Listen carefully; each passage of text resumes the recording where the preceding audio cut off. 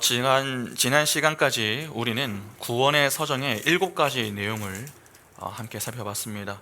여러분 다 기억이 나십니까? 순서가 어떻게 되었습니까?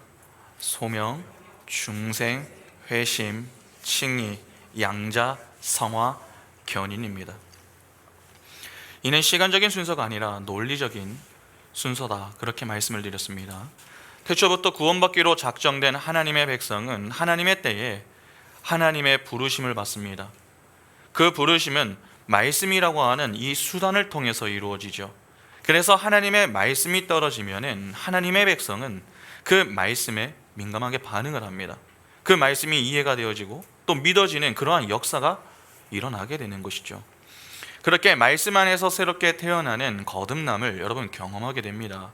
본질의 변화가 일어나죠. 바로 마음을 돌이키는 그러한 변화가 일어난다 하는 것입니다. 본질의 변화가 일어나면은 그 사람은 이전의 삶으로 돌아가지 않습니다. 이전 삶에서 돌아섭니다. 그 모습이 자신을 위해 살았던 인생에서 하나님을 위한 인생을 추구하는 그러한 인생으로 나타나는 것입니다. 우리는 아무것도 하지 않았지만 하나님이 일방적인 은혜로 우리에게 믿음을 주셨고 그 믿음을 발휘하여 예수를 믿었습니다. 하나님은 그런 우리를 의롭게 여겨주시며 의인이라고 불러주시죠. 그런데 단지 의로운 자에서 그치는 것이 아니라 아예 하나님의 기업을 상속받을 수 있는 자녀로 삼아 버리신다라고 했습니다. 그래서 이제는 하나님의 자녀로 인생을 살아가게 되는 것이죠. 그런데 하나님은 자기 자녀에게 요구하시는 것이 있습니다. 무엇입니까? 거룩입니다. 그래서 하나님은 우리의 거룩과 거룩의 온전함을 위하여 훈련장을 준비해 놓으셨습니다. 그 훈련의 장이 이 역사와 우리의 인생인 것입니다. 그냥 훈련을 하라, 그렇게 이야기하면 제대로 된 훈련이 되지 않습니다. 우리의 영혼은 변했지만 우리의 몸은 그대로입니다. 여전히 죄의 오염과 부패가 남아 있습니다. 그래서 하나님은 우리 인생에 고난을 허락하시고 고난을 믿음으로 인내하며 통과하게 만들어서 우리를 하나님의 자녀답게 점차 다듬어 가신다, 그렇게 말씀을 드렸습니다. 하나님이 주시는 훈련은 힘들지만 그럼에도 불구하고 우리가 인내하며 걸어갈 수 있다고 했죠. 우리의 마지막 자리가 분명하고 하나님이 말씀으로 우리를 위로해 주실 뿐만 아니라 성령을 통하여서 우리와 함께 하시며 힘을 주시고 계십니다. 그래서 우리는 그 은혜를 힘입어 날마다 하나님과 동행하는 인생을 살아가고 있는 것입니다. 그것이 바로 지금까지 살펴본 소명에서부터 견인까지의 내용입니다. 이제 구원의 서정 마지막 시간입니다. 구원의 서정의 여러분 마지막은요, 영화입니다. 영화. 오늘은 그 마지막 주제인 영화를 살펴보면서 이 구원의 서정을 마무리하도록 하겠습니다. 그동안에 배운 내용들을 정리하며 영화를 볼 것이기 때문에 여러분 오늘 설교만큼은 최대한 집중하여 따라오시기 바랍니다. 그럼 출발하겠습니다. 먼저 영화라고 하는 의미부터 보겠습니다. 영화는요, 한자로 꽃 영자와 될 화자를 사용합니다. 이를 의학하면 꽃이 핀다라고 하는 말이 되겠죠. 그러니까 최종적으로 꽃이 활짝 핀다라고 하는 것이 영화의 의미가 되는 것입니다. 영화는 전 구속 과정의 완성입니다. 이는 소명을 받아서 중생, 회심, 칭의, 양자, 성화, 견인의 과정을 거쳐서 종국에 꽃을 피게 된다라고 하는 말이 되는 것입니다. 그러면 도대체 소명을 입은 자가 마지막에 꽃을 핀다라고 하는 이 말이 여러분 무슨 의미입니까? 달리 말해서 우리가 이 땅에서 무엇에 초점을 두며 살아야 하느냐 하는 것입니다. 의외로 이 질문에 많은 분들이 예수 믿고 천국에 가는 것이다, 그렇게 이야기를 합니다. 그러니까 신앙생활이라고 하는 과정을 통과하여서 마지막으로 꽃이 피는 것은 하나님이 계신 천국에 가는 것이다, 그렇게 보는 것이죠. 이러한 사고가 강하다 보니 많은 사람들은 신앙생활을 천국에 가기 위해서 하는 경향이 많습니다. 그러니까 신앙생활의 목적을 천국에 가는 것, 그것에 두는 것이죠. 그러나 우리는 이미 신앙생활의 목적이 천국이 아님을 알고 있습니다. 여러분, 신앙생활을 하는 목적이 무엇입니까? 왜 우리가 신앙생활합니까? 하나님의 영광을 위해서 합니다. 다시 말해서 하나님께 영광을 돌리기 위해서 하는 것입니다. 그러니까 우리는 예수 믿고 천국 가기 위해서 신앙생활하는 것이 아니라 천국 백성으로 하나님께 영광을 돌리기 위해 신앙생활을 한다 하는 것입니다. 그러니까 우리의 마지막은 천국이 아니라 하나님의 영광이 되어야 하는 것입니다. 그런데 예수를 믿으면서 하나님의 영광이 무엇인지도 모르고 또 관심이 없습니다. 그냥 천국만 가면 된다, 그렇게 여깁니다. 처음부터 복음을 잘못 배워서 그렇습니다. 그것은 복음을 오해해도 한참을 오해하는 것입니다. 그런데 이를 힘주어서 가르치는 곳이 어딘 줄 아십니까? 가톨릭입니다. 가톨릭은 천당에 가는 것을 매우 중요하게 여깁니다. 그런데 그곳은 아무나 가는 것이 아닙니다. 성화의 극치를 맛본 자가 갈 수 있는 곳입니다. 더 이상 성화될 것이 없는 자, 그러한 자들이 천국에 간다, 그렇게 여기는 것이죠. 여기서 조금 부족한 자들이 가는 곳이 바로 우리가 알고 있는 연옥입니다. 연옥이란 달굴 연과 감옥 옥입니다. 그곳에 머무는 자들을 달궈서 정화시키는 그 중간 상태를 말하는 것입니다.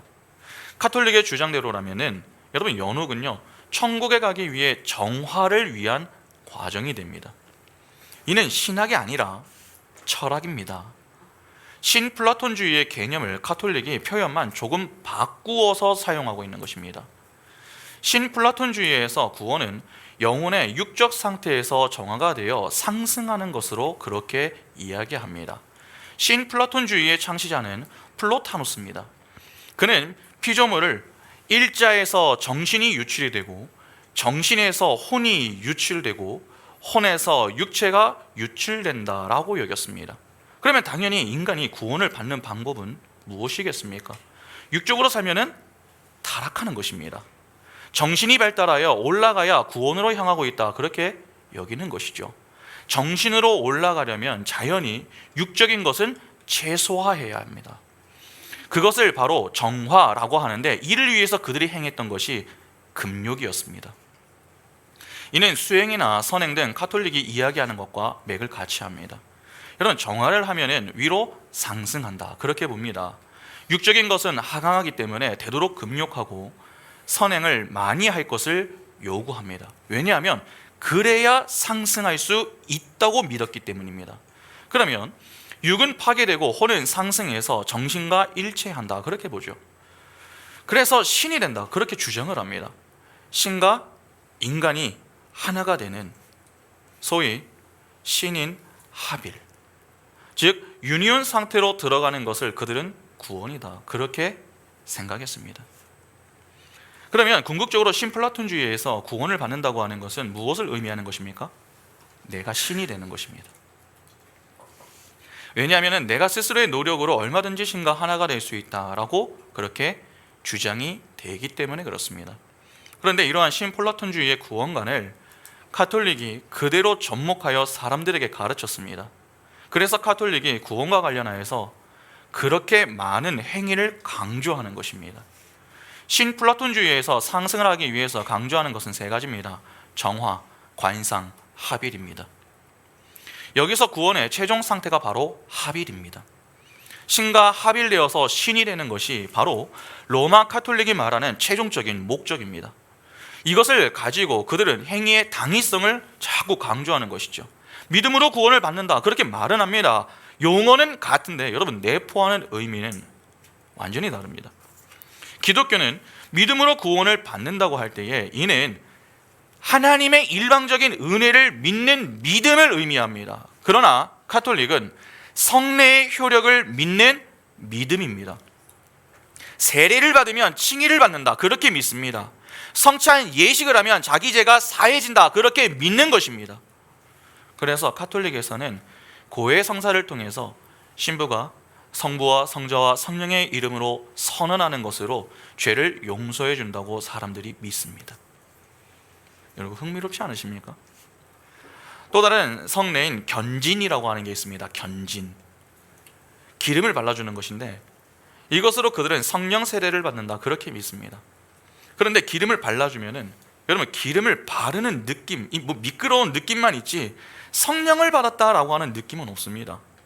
그러니까 그들은 느낌을 믿지 말아라 그렇게 이야기를 합니다. 그냥 믿어 그렇게 이야기하는 것이죠. 여러분, 이거 어디서 많이 듣던 이야기 아닙니까? 자녀들이 부모님한테 물어보면 이거 뭐예요? 그냥 믿어. 그렇게 하는 것과 다르지 않은 것입니다. 자꾸 궁금함을 가지고 묻는 것을 그들은 좋아하지 않습니다. 분명 견진을 받는데 견진을 통해 성령 세례를 받았다 그렇게 말을 합니다. 무언가 차이가 없는 것 같은데 그들은 일방적으로 그냥 믿으라고 이야기를 하는 것입니다. 그러니까 무엇이 없겠습니까? 점검이 없습니다. 이들은 정화를 통해 자기가 상승될 수 있다고 믿습니다. 분명 신플라톤주의적인 용어를 사용하지는 않습니다. 그러나 신플라톤주의적인 용어를 다른 표현으로 사용하고 있는 것은 분명합니다. 그래서 가톨릭에서 상승되는 것은 성직자가 되는 것입니다. 성직자가 되는 것은 천국에 가는 것과 직결이 되어 있습니다. 수도원 생활을 하고 또 종교 생활에 올인하는 사람만이 천국에 갈까 말까 한다 그렇게 봅니다. 그러면 제대로 정화되지 못한 자들은 어떻게 판단합니까? 교황청에서 판단합니다. 그래서 가톨릭에서 가장 막강한 힘은 교황이 지니고 있습니다. 여러분, 교황도 사람 아닙니까? 그런데 수많은 자들이 그 교황 한마디에 두려움을 가지고 살아갑니다. 왜냐하면 그 한 사람의 말로 천국과 지옥에 간다고 생각하기 때문이죠. 가톨릭에서 죽어서 성인으로 추대가 되면 그들은 천국에 간다고 믿습니다. 천국, 연옥, 지옥에 가는 것을 신부가 판단합니다. 로마 가톨릭에서 누구에 대해서 벌을 줄 때에 그 사람은 저주가 있다 그렇게 말을 하면은 여러분, 그 사람은 지옥에 가야 합니다. 이 모든 것들이 신부와 사제들에 의해서 결정이 되는 것입니다. 그들은 천국의 열쇠를 교황이 가지고 있다 그렇게 여기죠. 마태복음에 보면은 처음에 이것이 베드로에게 주어졌다라고 하는 내용이 나오는데 이를 초대 교황이라고 그들이 해석을 하는 것입니다. 초대 교황인 베드로부터 지금 교황이 그대로 그것을 가지고 있다고 그들은 그렇게 믿습니다. 그래서 그들은 교황이 해벌을 해주지 않으면 지옥에서 다시 나올 수가 없습니다. 해벌을 해 주어야만 지옥에서 다시 나올 수가 있습니다. 완전히 절대 권력을 쥐고 있는 것입니다. 여러분, 지상에서 그것을 다 결정할 수 있습니다. 매우 심각한 문제가 아닐 수 없죠. 아마 오리겐이라고 하는 사람은 아실지 모르겠습니다. 그는 신플라톤주의의 필론이라고 하는 자에게 영향을 받았습니다. 그래서 오리겐은 신플라톤주의와 영지주의를 접목해서 기독교의 구원관을 정립했습니다. 오리겐은 플라톤의 가르침을 따라 최고의 이성을 아는 영들의 육체라고 하는 감옥에 갇혀 있는데 그들은 죽음 이후에 불로 정화됨으로 신에게 합치될 것이다 그렇게 주장을 했습니다. 여기서 가난, 고통을 당하는 이유는 자기가 천국 가기 위해 당하는 고행이자 정화를 위한 과정이다. 그는 그렇게 주장을 했습니다. 최종적으로 구원의 상태라고 생각하나 이는 신과 합치되는 것이었죠. 이때 연옥에 관한 개념은 없었습니다. 그래서 로마 가톨릭은 외경을 근거하여서 이렇게 이야기를 합니다. 마카베오서 12장 43절부터 45절을 보면 이런 내용이 나오는데 그냥 한번 들어보시기 바랍니다. 그런 다음 각 사람에게서 모금을 하여 속죄의 제물을 바쳐달라고 온 2,000 드라크마를 예루살렘에서 보냈다. 그는 부활을 생각하며 그토록 훌륭하고 숭고한 일을 하였다.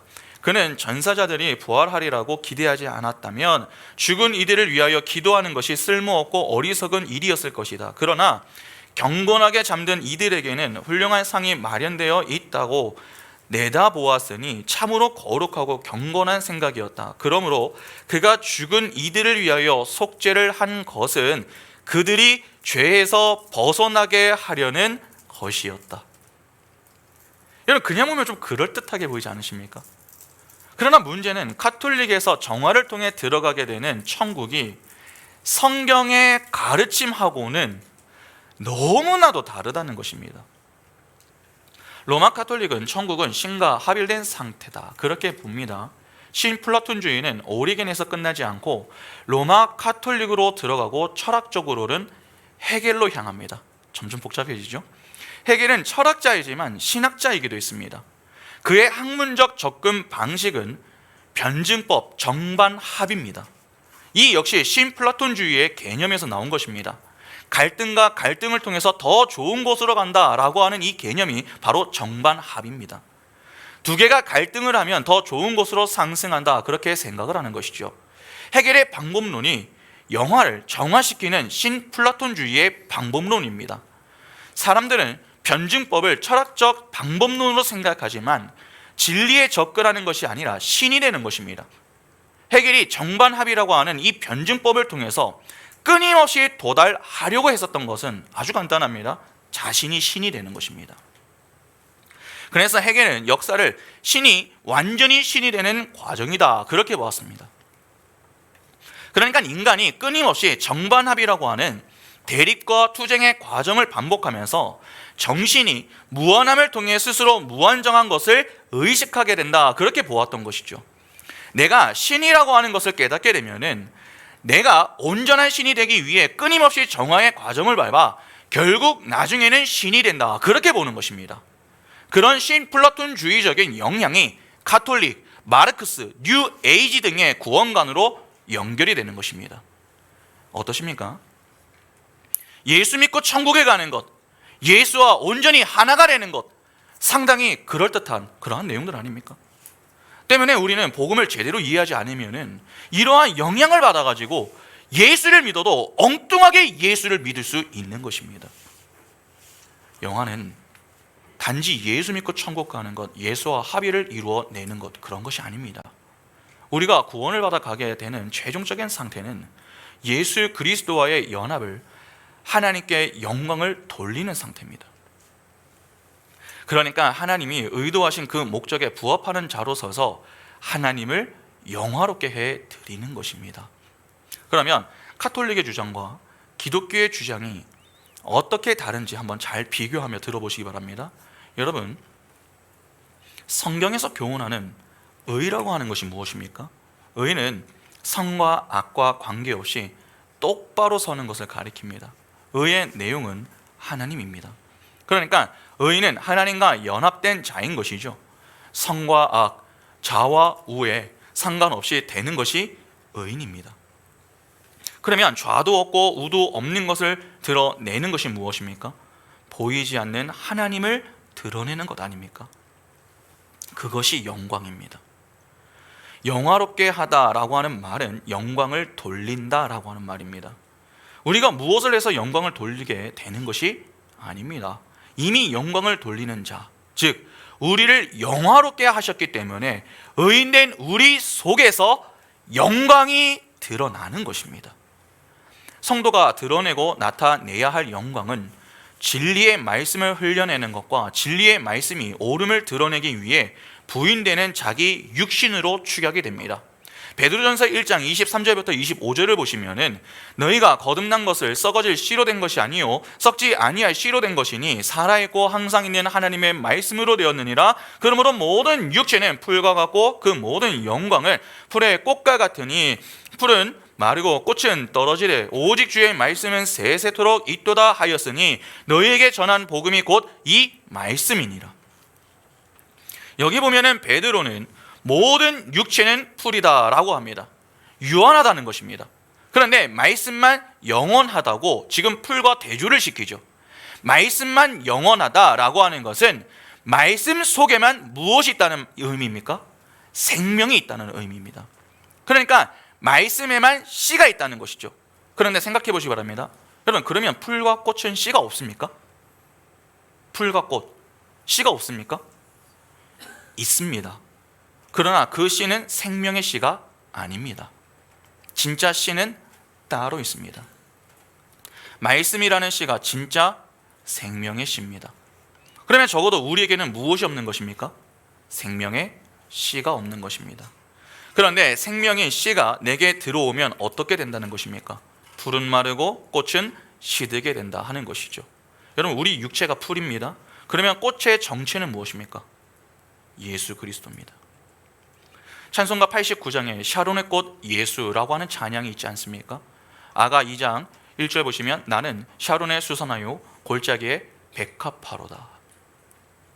샤론이라고 하는 것은 이들의라고 하는 뜻입니다. 그러니까 들의 꽃이 예수다, 그렇게 보는 것입니다. 열매 맺는 나무가 씨를 맺으려면 어떻게 해야 합니까? 씨가 생기고 열매를 맺으려면 그 나무에 여러분 꽃이 피어야 합니다. 그 꽃이 피고 꽃이 떨어지면 그 자리에 씨방이 생깁니다. 그 씨방이 열매가 되죠. 그러면 풀이 씨를 가지려면 무엇이 있어야 합니까? 꽃이 있어야 합니다. 꽃이 풀에 붙으면 씨는 생기는 것입니다. 그런데 꽃이 그대로 살아있으면 열매를 맺을 수 있습니까? 아닙니다. 꽃은 떨어져야 합니다. 그러니까 풀에 붙으면 씨는 생기지만 그 풀에 열매를 맺기 위해서는 풀 옆으로 꽃이 떨어져야 하는 것입니다. 그래야 열매가 생깁니다. 이 의미를 잘 이해하셔야 됩니다. 풀은 우리 육체이고 꽃은 예수라고 했습니다. 우리 육체는 씨가 없습니다. 씨는 오직 복음이신 예수 그리스도가 가지고 계신 것입니다. 그러면 우리가 씨를 갖기 위해서는 우리에게 누가 붙어야 하는 것입니까? 예수가 붙어야 합니다. 꽃인 예수가 풀인 우리의 인생에 붙지 않으면 우리는 생명의 씨를 낼 수 없는 자들입니다. 때문에 꽃인 예수가 풀인 우리의 인생에 반드시 붙어야 합니다. 그래서 꽃인 예수가 우리의 인생에 딱 붙어서 우리를 진짜 씨를 가진 자로 만들어 놓으시는 것입니다. 그러면 우리는 이제 무엇을 낼 수 있는 자들이 되는 것입니까? 열매입니다. 그 열매를 맺기 위해서는 우리의 육은 말라야 합니다. 그것이 바로 자기 부인이죠. 꽃은 떨어져야 합니다. 그것이 십자가입니다. 예수 그리스도가 십자가를 지실 때에 우리의 죄는 그분에게로, 그분의 의는 우리에게로 전가된 것 아닙니까? 그래서 예수 그리스도를 믿는 믿음 안에서 우리는 새로운 피조물이 되었습니다. 새로운 피조물이 되었다라고 하는 것은 씨를 가진 자, 생명을 가진 자, 열매를 맺을 수 있는 자가 되었다 하는 것입니다. 그러면 우리가 맺는 열매란 무엇입니까? 성령의 열매입니다. 그것이 씨 가진 자인 성도가 맺는 열매입니다. 그 열매는 하나님의 하나님 되심을 드러내는 것입니다. 그것이 바로 하나님의 영광입니다. 베드로는 이렇게 하나님을, 그러면 여러분 베드로는 어떻게 하나님을 영화롭게 해드렸습니까? 요한복음 21장 18절과 19절 보시면 내가 진실로 진실로 내게 이르노니 내가 젊어서는 스스로 띠떼고 원하는 곳으로 다녔거니와 늙어서는 내 팔을 벌리리니 남이 내게 띠띠우고 원하지 아니하는 곳으로 데려가리라. 이 말씀을 하심은 베드로가 어떠한 죽음으로 하나님께 영광을 돌릴 것을 가리키심이라라. 이 말씀을 하시고 베드로에게 이르시되 나를 따르라 하시니, 자신이 생각하는 것과는 반대로 향하게 되었습니다. 그 자리가 어딜까요? 자기 부인을 하는 그러한 자리였던 것입니다. 여러분, 영화롭게 되었다라고 하는 말은 이미 예약된 것입니다. 여러분, 이 말은요 사실 그리 좋은 말이 아닙니다. 우리 편에서는. 왜냐하면 이는 하나님이 우리를 향해서 내가 너희 다 죽일 거다, 그 말과 다르지 않기 때문입니다. 너희 마음대로 못 살아. 내 뜻을 위하여 내가 너희를 다 죽이고 오직 나를 위해서만 살게 만들 거야. 여러분, 그 말입니다. 하나님께 영광을 돌린다, 하나님을 영화롭게 해드린다, 이 말을 오해하시면 안 됩니다. 우리가 무언가를 행함으로 하나님께 영광을 돌리는 것이 아닙니다. 맏아들이신 예수 그리스도를 본받아 사는 것이 하나님을 영화롭게 해 드리는 것입니다. 그런데 이미 그렇게 우리가 살게 되어 있다고 합니다. 그러니까 우리가 거부한다고 거부되는 것이 아닌 것이죠. 성도에게 예수 그리스도의 십자가 죽음, 즉 자기 십자가를 지는 인생은 예정된 것입니다. 예수를 믿는 그 순간부터 우리의 삶은 그리로 자연스럽게 가게 되는 것입니다. 자꾸 우리의 육적 자아를 죽여가시며 맏아들처럼 말씀의 완성으로 자꾸 죽여가십니다. 그렇게 작은 예수로 살아가게 하시는 것이죠. 그렇게 사는 인생이 하나님을 영화롭게 해 드리는 것입니다. 그러니까 우리가 예수를 믿으며 작은 예수의 인생을 살아내는 것이 영화인 것이지 무엇을 해서 영화가 되는 것이 아닙니다. 성도는 하나님의 말씀인 시, 즉 진리를 받아 육을 삭제당하고 아들로 탄생하여 말씀을 완성하는 그 여정을 통과하게 됩니다. 그것을 위해 하나님이 언약을 주신 것이고, 그 언약에 따라 우리를 그분의 목적지인 하나님의 나라로 끌고 가시는 것입니다. 그러면 이 영화의 개념을 잘 이해하기 위해서는 여러분 무엇을 좀 이해를 해야 될까요? 예수와의 연합, 즉 유니온 크라이스트 교리입니다. 이를 잘 이해하셔야 됩니다. 카톨릭도 이 교리를 주장하면서 합의를 주장했죠. 내가 신이 되는 것, 그것을 주장했던 것 아닙니까? 그러나 기독교는 그렇지 않습니다. 성경을 보면 예수 안에서라고 하는 말이 참 많이 등장합니다. 그 중에서도 그리스도와의 연합을 잘 보여주는 대표적인 곳이 있습니다. 로마서 6장 3절부터 5절 보시면, 무릇 그리스도 예수와 합하여 세례를 받은 우리는 그의 죽으심과 합하여 세례를 받은 줄을 알지 못하느냐? 그러므로 우리가 그의 죽으심과 합하여 세례를 받음으로 그와 함께 장사되었나니, 이는 아버지의 영광으로 말미암아 그리스도를 죽은 자 가운데에서 살리심과 같이 우리도 또한 새 생명 가운데에서 행하게 하려 함이라. 만일 우리가 그의 죽으심과 같은 모양으로 연합한 자가 되었으면 또한 그의 부활과 같은 모양으로 연합한 자도 되리라. 그리스도와의 연합 속에서 우리는 죽고 살아났음을 바울은 이 그리스도와의 연합을 세례라고 이야기를 합니다. 성경에 등장하는 여러분 세례라고 하는 이 헬라어 단어는 밥티조입니다. 이 단어는 물에 잠그다라고 하는 의미보다는 담가서 변화된다라고 하는 것에 더 강조점을 두고 있습니다. 뭐 좀 쉽게 생각하려면은 여러분 치킨 문화 아니면 피클을 생각하시면 됩니다. 어떤 외부의 영향으로 영원히 변하게 되는 것, 그것을 세례라고 합니다. 고린도전서 10장 1절부터 4절 보시면, 형제들아 나는 너희가 알지 못하기를 원하지 아니하노니 우리 조상들이 다 구름 아래에 있고 바다 가운데로 지나며 모세에게 속하여 다 구름과 바다에서 세례를 받고 다 같은 신령한 음식을 먹으며 다 같은 신령한 음료를 마셨으니 이는 그들을 따르는 신령한 반석으로부터 마셨음에 그 반석은 곧 그리스도시라.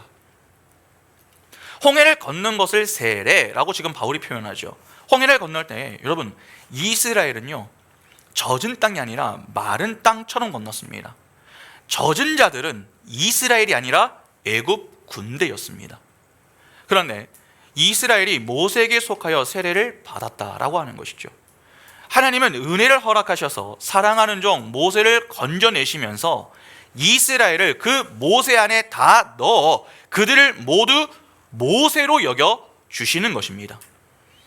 이스라엘의 실존은 불가능하고 불순종하는 애굽의 종의 모습을 하고 있습니다. 그러나 하나님은 그런 그들을 모세를 통해 보시고 의로운 하나님의 백성으로 여겨주시는 것이죠. 하나님은 우리가 예수를 믿는 그 순간에 예수 안에 우리를 그대로 다 넣어버리십니다. 그래서 하나님이 우리를 보실 때에 우리를 그대로 보시는 것이 아니라 예수를 통해 우리를 보십니다. 우리는 분명 십자가에서 죽지 않았습니다. 부활하지 않았습니다. 우리는 율법을 지키지도 않았습니다. 그런데 우리를 예수 안에 넣어 우리가 예수의 삶을 산 것처럼 여겨 주시는 것입니다. 상식적으로 이해하기 상당히 어려운 내용이죠. 그래서 성경은요 복음은 말에 있지 않고 능력에 있다, 그렇게 말씀하는 것입니다. 왜 같은 말씀을 들으면서도 누군가는 말로 듣는 반면에 누군가는 능력으로 받는지 조금 이해가 되십니까? 하나님의 백성만이 말씀을 말이 아니라 능력으로 받습니다. 그렇지 않은 자들은 평생 들어도 복음을 말로 듣습니다. 그렇기 때문에 이해를 하지 못합니다. 로마서 6장 8절부터 11절 보시면, 만일 우리가 그리스도와 함께 죽었으면 또한 그와 함께 살 줄을 믿노니 이는 그리스도께서 죽은 자 가운데서 살아나셨으며 다시 죽지 아니하시고 사망이 다시 그를 주장하지 못할 줄을 알미로다. 그가 죽으심은 죄에 대하여 단번에 죽으심이요 그가 살아계심은 하나님께 대하여 살아계심이니 이와 같이 너희도 너희 자신을 죄에 대하여는 죽은 자요 그리스도 예수 안에서 하나님께 대하여는 살아있는 자로 여길지어다. 우리가 어떤 자격이 있어서 자녀로 여겨주시는 것이 아닙니다. 하나님이 예수 안에서 우리를 의롭다고 여겨주시는 것이죠. 갈라디아서 3장 27절에 누구든지 그리스도와 합하기 위하여 세례를 받은 자는 그리스도로 옷 입었느니라. 성령에 의해서 세례를 받고 예수를 믿게 되면은 성도는 그리스도로 옷을 입은 자가 됩니다. 옷을 입는 것은 창세기 때부터 이미 예고가 된 일입니다. 선악과 사건 당시에 하나님은 아담과 하와에게 가죽옷을 입혀서 이 동산에서 추방시키셨죠. 창세기 3장 21절 보시면 여호와 하나님이 아담과 그의 아내를 위하여 가죽옷을 지어 입히시니라. 아담과 하와가 선악과 사건이 발생하고 가장 먼저 했었던 것이 무엇입니까? 그들의 수치를 가리기 위해서 무화과나무 잎을 동원하여 치마를 만드는 것이었습니다. 그러나 그것은 진정한 해결책이 될 수 없었습니다. 이에 하나님이 그들을 위하여 가죽옷을 입혀 보내셨죠. 잘못은 아담과 하와가 있는데 죽임은 죄가 없는 짐승이 당했습니다. 가죽옷이라고 하는 것 자체가 피 흘림을 전제하지 않으면 나올 수 없는 것 아닙니까? 그러니까 그들은 무지한 자의 피 흘림으로 인하여서 그들의 수치가 가려지는 그러한 형국이 되는 것입니다. 이는 장차 하나님에 의해 하나님의 택한 백성이 어떤 옷을 입게 될 것인가 라고 하는 것을 보여주는 작은 그림이었습니다. 그 옷의 정체가 바로 예수 그리스도입니다. 우리는 그 예수 그리스도라고 하는 의의 흰옷을 입고 살아가게 되는 것이죠. 그래서 에베소서 여러분 6장을 보면은 영적 전투를 할 때에 갖춰 입어야 할 것들이 등장하지 않습니까? 에베소서 6장 11절부터 보시면 마귀의 관계를 능히 대적하기 위하여 하나님의 전신 갑주를 입으라. 우리의 씨름은 혈과 육을 상대하는 것이 아니요 통치자들과 권세자들과 이 어둠의 세상 주관자들과 하늘에 있는 악의 영들을 상대함이라. 그러므로 하나님의 전신갑주를 취하라. 이는 악한 날에 너희가 능히 대적하고 모든 일을 행한 후에 서기 위함이라. 그런즉 서서 진리로 너희 허리띠를 띠고 의의 호신경을 붙이고 평안의 복음이 준비한 것으로 신을 신고 모든 것 위에 믿음의 방패를 가지고 이로써 능히 악한 자의 모든 불화살을 소멸하고 구원의 투구와 성령의 검 곧 하나님의 말씀을 가지라. 그 모든 것이 다 예수 그리스도라고 하는 옷을 가리키는 것입니다. 예수께서 십자가 위에서 흘리신 보혈의 공로를 힘입어 우리는 예수 안에서 죽고 예수와 함께 부활을 한 새로운 피조물이 그렇게 되는 것입니다. 그래서 의의 흰옷인 예수라는 옷을 입은 자들이 된 것이죠. 예수라는 옷을 입으면 어떻게 됩니까? 한 몸이 됩니다. 여러분, 우리가 옷을 입고 있으면 어떻게 됩니까? 옷과 내가 하나가 되는 것이죠. 혹시 접붙임이라고 하는 말을 아십니까? 나무가지를 잘라서 다른 나무의 표피를 가르고 거기에 붙이는 것을 가리킵니다. 그러면 그렇게 접붙임을 한 나무가지는 이내 그 나무와 하나의 몸을 이룹니다. 그 가지는 이제 그 나무와 모든 생명의 현상을 함께 합니다. 함께 생명을 공유하며 꽃을 피우고 열매를 맺죠. 만일에 그 나무가 죽게 되면 같이 죽는 그러한 운명 공동체가 되는 것입니다. 로마서 1장 17절에 복음에는 하나님의 의가 나타나서 믿음으로 믿음에 이르게 하나니 기록된 바 오직 의인은 믿음으로 말미암아 살리라 함과 같으니라. 성령의 은혜로 우리가 예수께 접붙임되면은 그렇게 예수와 죽고 부활하여 예수가 계신 그곳에 우리가 함께 서게 됩니다. 갈라디아서 2장 20절에 내가 그리스도와 함께 십자가에 못 박혔나니 그런즉 이제는 내가 사는 것이 아니요 오직 내 안에 그리스도께서 사시는 것이라. 이제 내가 육체 가운데 사는 것은 나를 사랑하사 나를 위하여 자기 자신을 버리신 하나님의 아들을 믿는 믿음 안에서 사는 것이라. 그러면 그 삶은 어떤 삶이 되겠습니까? 예수께서 이 땅에서 어떻게 사셨습니까? 하나님의 뜻을 이루기 위해서 고난을 당하셨습니다. 우리가 바로 그 예수의 고난에 동참하는 자로 살아가게 됩니다. 그 고난은 그리스도인의 삶에 반드시 필요한 것이기 때문에 주어지는 것입니다. 그것을 이전 시간까지 다 살펴본 것 아닙니까?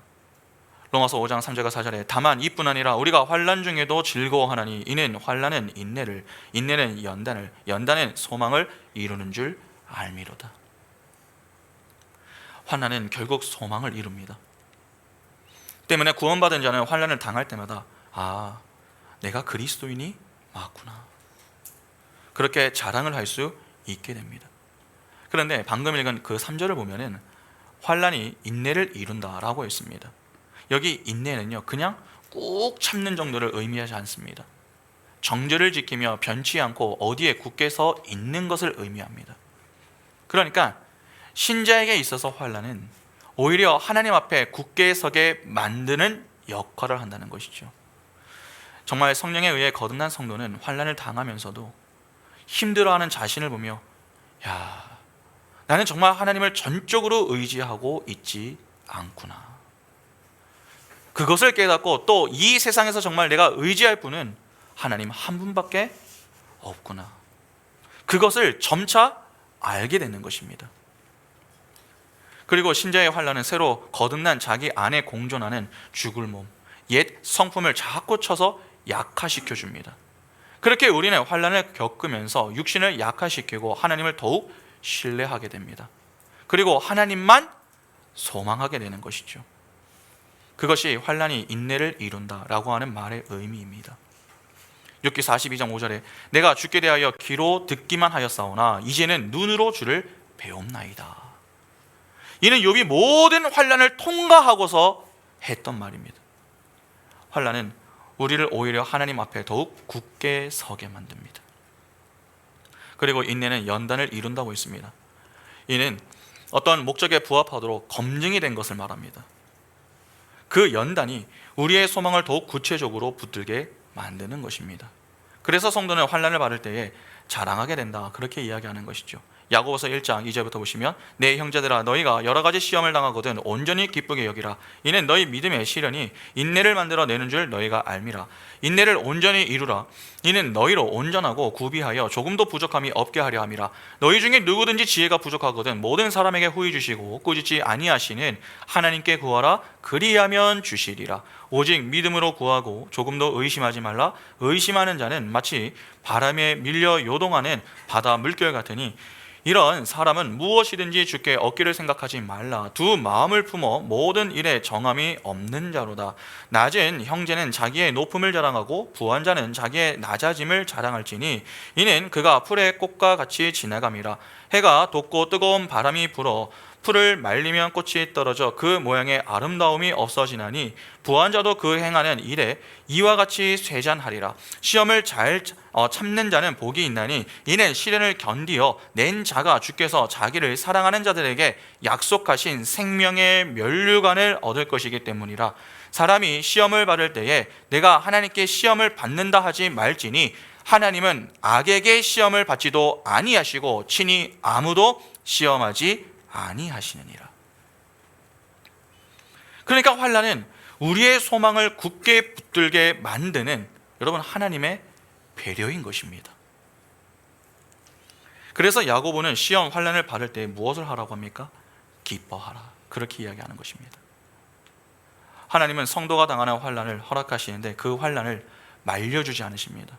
빌립보서 4장 6절과 7절에 아무것도 염려하지 말고 다만 모든 일에 기도와 간구로 너희 구할 것을 감사함으로 하나님께 아뢰라. 그리하면 모든 지각에 뛰어난 하나님의 평강이 그리스도 예수 안에서 너희 마음과 생각을 지키시리라. 성경은 하나님이 고난을 없애준다, 그렇게 가르치지 않습니다. 그 상황 가운데 평강을 하나님이 주신다고 말씀합니다. 환난은 그러한 유익이 있기 때문에 하나님이 허락하시는 것입니다. 환난을 당하는 것은 당연한 것입니다. 우리는 그렇게 그리스도의 고난에 동참하는 자로 하나님 나라에 서게 되는 자들인 것입니다. 골로새서 1장 13절에 그가 우리를 흑암의 권세에 건져내사 그의 사랑의 아들의 나라로 옮기셨으니 야고보서 2장 5절에 내 사랑하는 형제들아 들을지어다. 하나님이 세상에서 가난한 자를 택하사 믿음에 부유하게 하시고 또 자기를 사랑하는 자들에게 약속하신 나라를 상속으로 받게 하지 아니하셨느냐. 우리가 무엇을 해서 하나님 나라에 들어가는 것이 아닙니다. 이미 우리는 하나님 나라에 동참한 자들이 되었습니다. 우리 자체가 하나님의 나라인 것입니다. 위로부터 하늘로부터 난 자들이 되어 하나님의 통치에 순종하는 하나님의 나라가 된 것입니다. 그러면 우리가 할 일은 무엇입니까? 하나님의 나라에 동참한 우리가 할 것은 바로 믿음으로 인내하는 것입니다. 시편 110편 1절과 2절에 여호와께서 내 주에게 말씀하시기를 내가 내 원수들로 내 발판이 되게 하기까지 너는 내 오른쪽에 앉아 있으라 하셨도다. 여호와께서 시온에서부터 주의 권능에 귤을 내 보내시리니 주의 원수들 중에서 다스리소서. 여러분, 다윗이 예수 그리스도를 이야기하면서 그 주님은 원수 중에서 다스리신다라고 이야기를 합니다. 우리는 원수들 사이에서 천국을 살아야 하는 것입니다. 그것은 천국의 삶인과 동시에 악의 무리 속에서 견뎌내야 하는 환란이기도 한 것입니다. 우리가 천국의 삶의 원리인 십자가의 원리로 이 세상을 살아내면은 세상은 그 꼴을 도무지 두고 볼 수 없습니다. 어떻게든 힘으로 우리에게 더 큰 환란을 주려고 하죠. 그러나 우리는 끝까지 하나님의 나라의 삶의 원리인 그 십자가의 원리로 이 땅을 살아야 합니다. 그 십자가의 원리로 통치되어지고 그 십자가의 원리의 삶의 원리로 사는 이들이 여러분 모여 사는 곳이 바로 천국입니다. 그 천국의 모형으로 허락된 곳이 여러분 믿음의 가정이고 교회인 것입니다. 예수께서 다시 오시는 그날 하나님의 나라는 가시적으로 완성될 것입니다. 그러나 지금도 그 하나님의 나라를 사는 자들이 있습니다. 누굴까요? 바로 우리입니다. 우리는 자꾸 먼 미래에 하나님의 나라에 들어가게 될 것이다, 그렇게 자꾸 생각을 하려고 합니다. 그러나 기억해야 됩니다. 우리는 이미 그 나라에서 살고 있는 자들입니다. 성경에서 교훈하는 하나님의 나라에서 여러분 나라의 개념은 장소적인 개념보다는 통치권의 의미가 더 강조됩니다. 우리는 지금 이 땅을 살면서 하나님의 통치를 기꺼이 받아들이며 순종하기를 노력하는 자들로 존재해야 합니다. 이 땅에 하나님의 통치가 있고 그 통치에 순종하는 백성들이 있습니다. 다른 말로 하나님의 나라가 존재하고 있다는 것이죠. 그러나 거기에는 우리의 대적들도 함께 공존합니다. 그래서 그 통치에 순종하는 자들에게는 고난이 따른다 하는 것이죠. 여러분, 이는 필연입니다. 그것을 감수하며 하나님의 통치를 기꺼이 받아들이며 사는 그들이 바로 그리스도인들이며 하나님의 나라인 것입니다. 그러나 아직 가시적으로 이루어지지 않았기 때문에 성도는 보이지 않는 그 하나님의 나라를 믿음으로 바라보며 인내하며 그날을 학수고대하며 살아가는 것입니다. 그 인생을 우리가 지금 살아가고 있는 것입니다. 여러분, 하나님의 나라에는 누가 계십니까? 우리 아버지가 계십니다. 그러니까 우리는 예수와 연합된 인생을 살아가면서 환난을 당할 때마다 힘들고 너무나도 어렵고 때로는 포기하고 싶은 마음이 많이 들지만 그럼에도 불구하고 내게는 나를 떠나지 않으시는 아버지가 계시다 라고 하는 이 분명한 사실을 깨달으며 내가 하나님의 자녀임을 확인하고 그 아버지께 은혜를 구하며 주님이 주시는 은혜를 힘입어 매일을 살아내는 것입니다. 그렇게 나는 죽고 예수가 사는 인생, 하나님이 말씀하시면 그 말씀에 계산하지 않고 이제는 온전히 예! 그렇게 반응하며 하나님의 뜻만을 위해 순종하는 자로 살아가며 장차 가시적으로 완성될 아버지의 나라를 소망하며 사는 자들이 성도입니다. 그렇게 날마다 주어진 자리에서 하나님의 영광을 드러내며 사는 것이 영화인 것입니다. 그래서 구원의 서정을 바르게 이해하는 것이 그토록 중요한 것이죠. 성도는 거듭날 때 반드시 거쳐야 하는 과정들이 있습니다. 첫째, 성령이 죽은 영을 깨워 놓으셔야 합니다. 둘째, 그 영에게 하나님의 말씀이 들어가야 합니다. 그래야 생명이 잉태될 테니 말입니다. 셋째, 그 잉태된 사람은 반드시 자라야 합니다. 여러분, 신앙은요 가만히 있는 것이 아닙니다. 자라야 합니다. 자라지 않으면 정체해 있는 것이 아니라 사라지는 것입니다. 하나님이 기뻐하시는 자로 날마다 자라야 합니다. 그러기 위해 하나님은 자꾸 말씀과 기도의 자리로 우리를 모이게 하십니다. 교회가 모이는 일에 힘을 써야 하는 이유가 바로 여기에 있습니다. 적어도 우리가 모일 때는 여러분 힘써 모여야 합니다. 열심히 모여서 말씀과 기도를 통해서 하나님의 은혜를 누리며 함께 격려하고 함께 위로하며 손을 잡고 걸어가야 하는 것입니다. 여러분, 하나님의 나라는 이미 영적으로 이루어져 있습니다. 그러나 아직 가시적으로 오지 않았습니다. 우리는 이미와 아직 아니 그 사이의 한 과정 중에 놓여 있는 자들입니다. 우리 눈에는 그것이 보이지 않습니다. 그러나 그 하나님의 나라는 반드시 속히 올 것임을 우리는 알고 있습니다. 태초부터 하나님의 구원을 받기로 작정되어서 하나님의 부르심을 받은 자들이 우리입니다. 그래서 말씀을 통해 새로운 피조물이 되었고 회심하여 예수를 믿어 의롭다 하심을 입었을 뿐 아니라 하나님을 아버지라고 부를 수 있는 특권까지 부여받았습니다. 비록 우리가 살아가는 이 역사와 인생이 만만치는 않지만 하나님은 이를 위하여 예수 안에서 예수와 연합된 자들로 살게 하시며 성령에 의해서 우리를 선하게 인도해 가십니다. 하나님이 우리를 위하여 모든 것을 다 준비해 놓으셨습니다. 꼭 기억하시기 바랍니다. 이미 우리는 하나님의 나라에 속한 자들입니다. 그래서 우리는 반드시 가시적으로 완성될 하나님의 나라에 하나님과 함께할 수밖에 없습니다. 그것을 이 땅에서부터 우리는 맛보며 살아가고 있는 것이죠. 우리가 할 것은 그 분명한 소망을 가지고 우리의 인생에 주어지는 어떤 환난 앞에서도 믿음으로 인내하며 주를 따르는 것입니다. 이것이 바로 구원의 서정의 이야기입니다. 다른 것이 하나님의 영광이 아닙니다.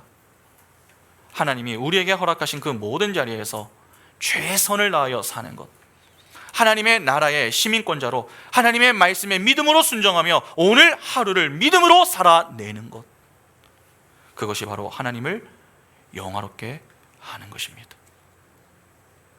그러한 인생을 살아가는 자들에게 맺히는 열매들이 여러분 성령의 열매들인 것입니다. 어떠십니까? 카톨릭에서 주장하는 것과는 완전히 다르지 않습니까?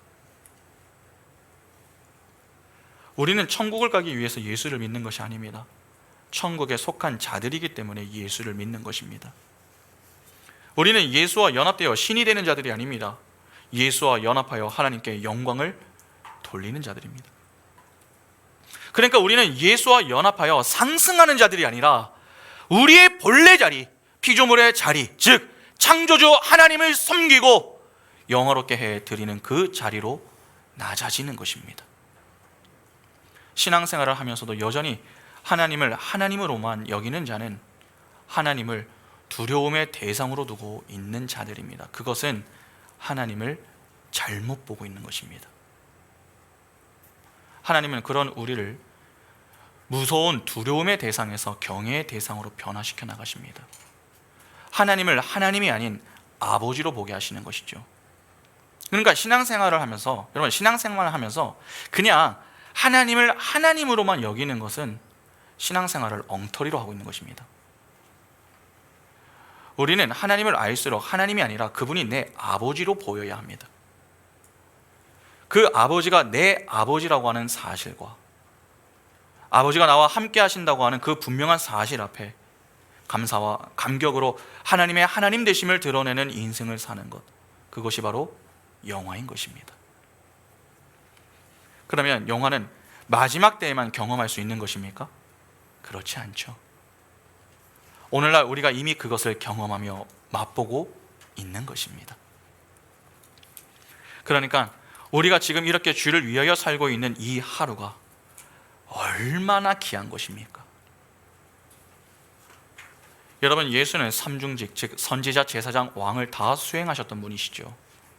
하나님의 뜻대로 말씀만 증언하시고 증인의 인생을 사셨고 하나님과 자기 백성의 중보자 역할을 하셨던 왕 중의 왕이 바로 예수 그리스도였습니다. 그러면 그분과 연합되어 살아가는 우리 역시 어떠하겠습니까? 예수와 똑같이 선지자, 제사장, 왕의 직분을 감당하는 작은 예수로 살아가게 됩니다. 그래서 베드로가 이렇게 이야기합니다. 베드로전서 2장 9절에 그러나 너희는 택하신 족속이요 왕같은 제사장들이요 거룩한 나라요 그의 소유가 된 백성이니 이는 너희를 어두운 데서 불러내어 그의 기이한 빛에 들어가게 하신 이의 아름다운 덕을 선포하게 하려 하심이라. 예수는 하나님의 유일한 아들입니다. 그러니까 얼마나 그의 아들을 사랑하시겠습니까? 그러면 그 예수와 연합된 우리, 즉 작은 예수인 우리 역시 어떠하겠습니까? 크신 사랑으로 사랑하고 계신다 라고 하는 말이 되는 건 아니겠습니까?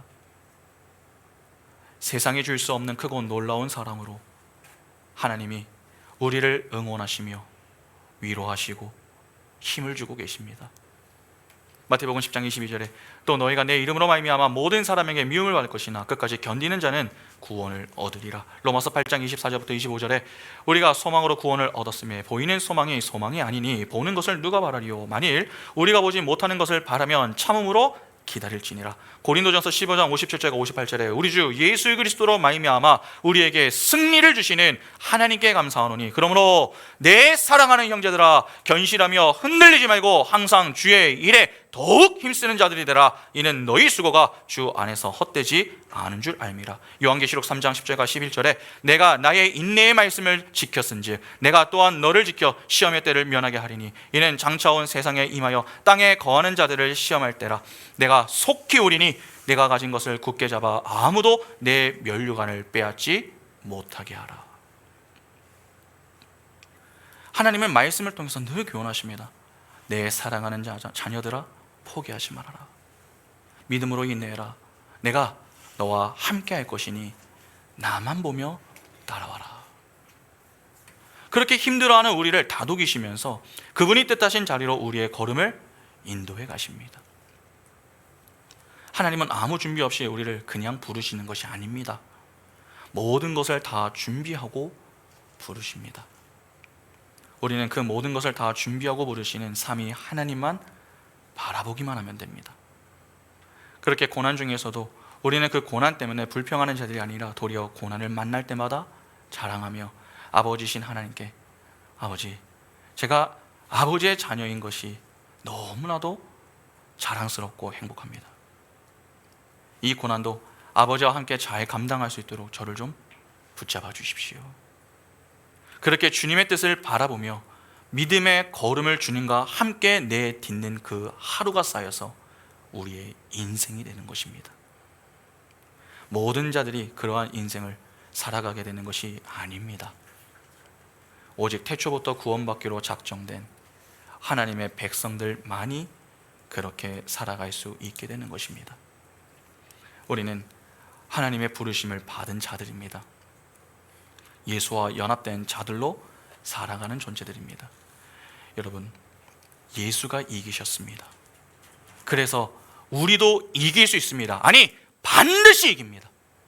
그래서 바울은 오늘 본문에서 이렇게 이야기합니다. 로마서 8장 29절과 30절에 하나님이 미리 하신 자들을 또한 그 아들의 형상을 본받게 하기 위하여 미리 정하셨으니 이는 그로 많은 형제 중에서 맏아들이 되게 하려 하심이니라.